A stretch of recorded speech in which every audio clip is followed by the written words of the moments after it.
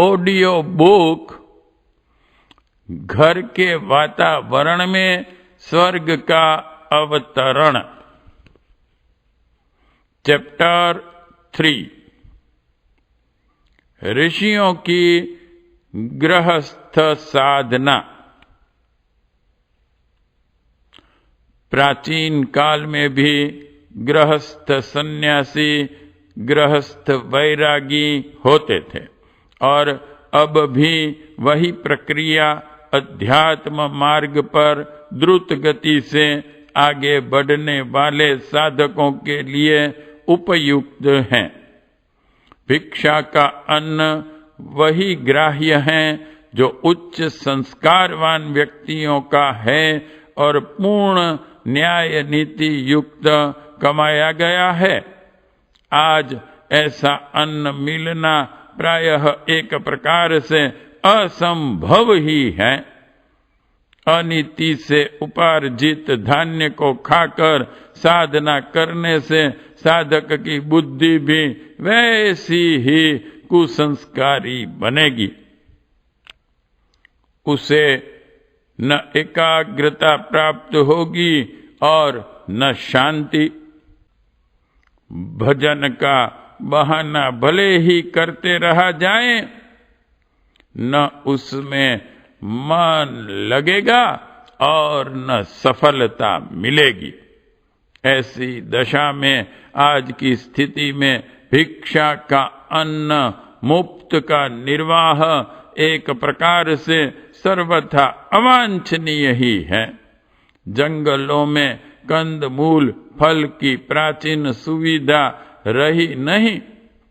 अब way one कहाँ है जहाँ थोड़ी कृषि, उद्यान, गोपालन करके निर्वाह की व्यवस्था की जा सके। ऐसी दशा में यही उचित है कि अपने हाथ पैर के उपार्जन से गुजारा करते हुए साधनात्मक जीवन जिया जाए। जिसका अन्न खाया जाता है उसके बदले अपना तप, उपार्जित पुण्य देना पड़ता है। मुफ्त में यहाँ कहीं कुछ मिलने का नियम नहीं है। भौतिक जीवन का क्रम अवरुद्ध करके भजन साधन किया और जो कमाया वह अन्न वस्त्र दाता दानी के लिए चला गया। उसमें अपने लिए क्या बचा? इसमें क्या बुद्धिमानी रही?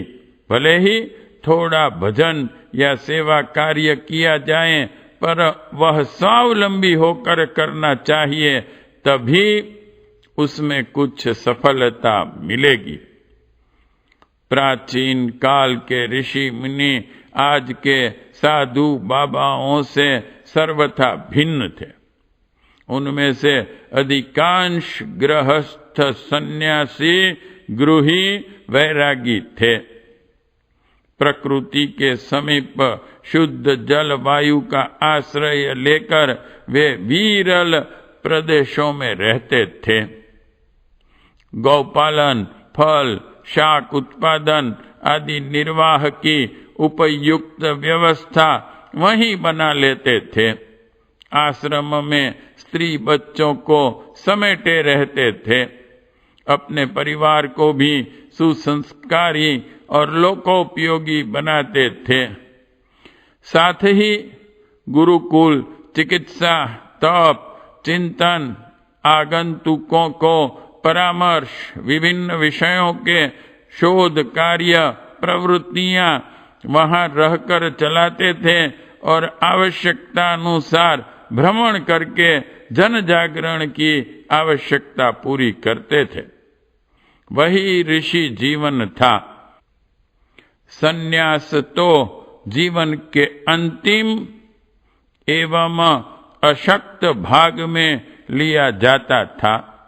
इससे पूर्व तो वानप्रस्थ की ऋषि मुनि की भूमिका ही समस्त आत्मपरायण व्यक्ति निभाते थे। आज की युवावस्था में संन्यास परंपरा अवैदिक अशास्त्रीय है। उसका जन्म बुद्ध काल में हुआ। समय समय पर उस अवांछनीय उभार का खंडन भी किया जाता रहा है। निम्न स्तर के व्यक्ति यदि उच्च स्तर का वेश धारण कर लें तो भी वस्तु स्थिति का निर्वाह नहीं हो सकता। कोई छोटा बच्चा वृद्ध जैसी सफेद दाढ़ी मूछ लगा ले, अशिक्षित व्यक्ति विद्वान का वेश धारण कर ले, निर्धन होते हुए भी अमेरिका स्वांग बनाए तो वह सर्वथा उपहासास्पद ही होगा। योग्यता के अभाव में ऊंचे पद के उत्तरदायित्वों का निर्वाह हो नहीं सकेगा। फलतः अवांछनीयता के परिणाम ही सामने आवेंगे। आज की साधु बाबाओं की भीड़ से केवल गड़बड़ी ही उत्पन्न हो रही है। उस पद के अधिकारी पात्र और उत्तरदायित्व का सही निर्माण करने वाले कोई बिरले ही कहीं कहीं दिखते हैं। अध्यात्म साधनाओं के पथ पर चलने के लिए साहस करने वाले व्यक्तियों को आज की स्थिति में सन्यासी होने की, कपड़े रंगने की, घर छोड़ने की जरूरत नहीं है। यदि युवावस्था हो तो गृहस्थ को आजीविका उपार्जित करते हुए इस मार्ग पर चलने का कार्यक्रम बनाना चाहिए। यदि आयु ढल गई है और बच्चे कमाने योग्य हो गए हैं, छोटे बहन भाइयों को संभाल सकते हैं, तो फिर वानप्रस्थ की तरह घर में रहते हुए स्वाध्याय, सेवा, संयम, साधना का क्रम निर्धारित करना चाहिए। घर से कुछ दूर निवास किया जा सकता है, पत्नी को भी साथ रखा जा सकता है, पर आजीविका की दृष्टि से स्वावलंबी ही होना चाहिए।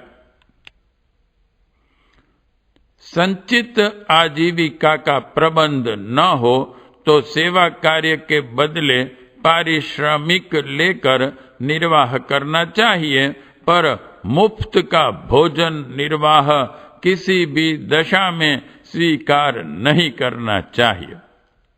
संपर्क में कोई उदार दानी हो और सेवा में सहायता करना चाहे तो उस धन को अपने लिए न लेकर लोक मंगल के लिए ही लगा देना चाहिए।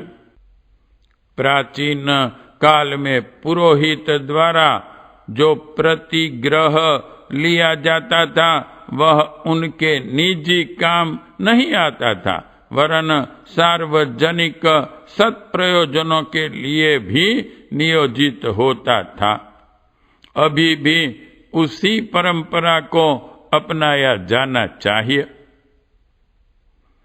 ब्रह्मचर्य की मर्यादा जितनी अधिक संभव हो उतनी रखी जाए, पर दुर्बल मनोभूमि के रहते उस प्रकार की प्रतिज्ञा करना अनिवार्य नहीं।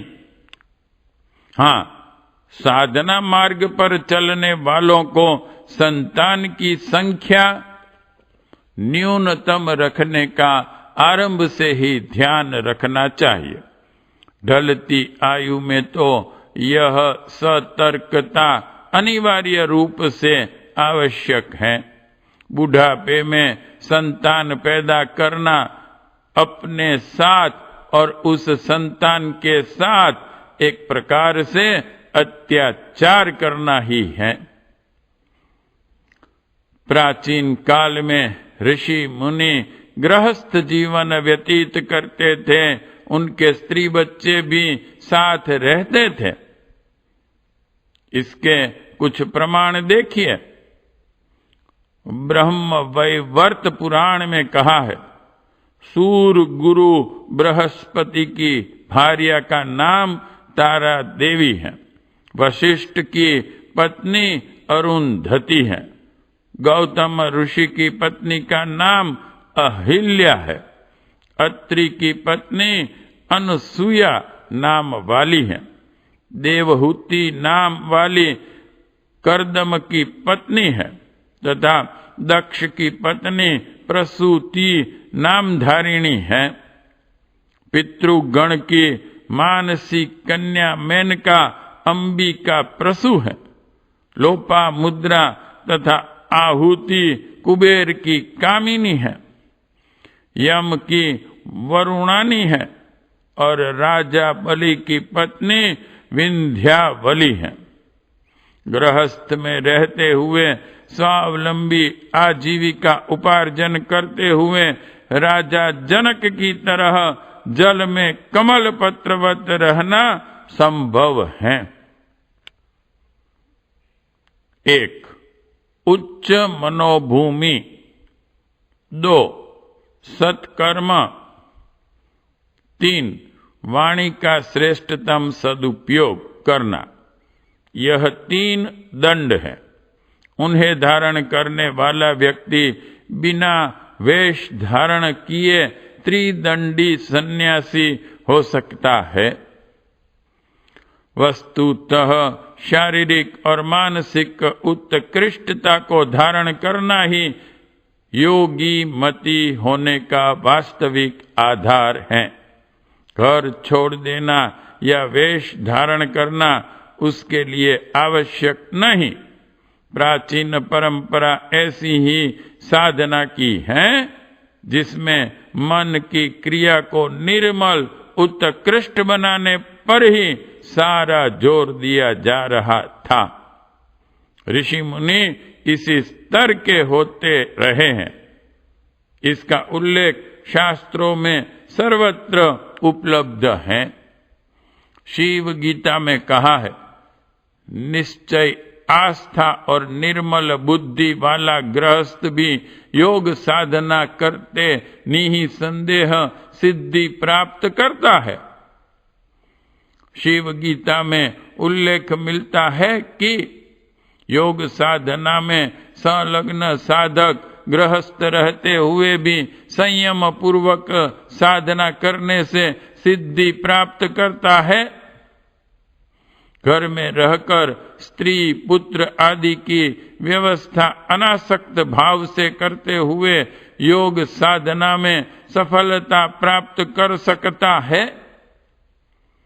मार्कंडेय पुराण में कहा है, जिसके पास 1 वाक्दंड, 2 कर्मदंड, 3 मनोदंड है, वही त्रिदंडी है, वही महायति है। व्यास स्मृति में कहा है, अपनी इंद्रियों को वश में रखने वाला मनुष्य यदि घर में ही रहे तो उसके लिए वह घर ही नैमिषारण्य, कुरुक्षेत्र एवं पुष्कर के समान है।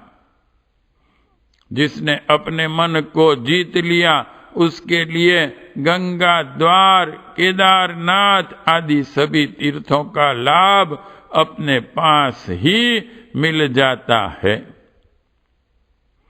संन्यासोपनिषद 1/1/19 में कहा है, जो अपनी आत्मा में अग्नि को प्रज्वलित करता है वही सच्चा अग्निहोत्री और महायति है। साधनात्मक पथ पर अग्रसर होते हुए विचारवान साधकों को सांसारिक और आत्मिक दोनों भूमिकाओं का समन्वयात्मक निर्वाह करना चाहिए।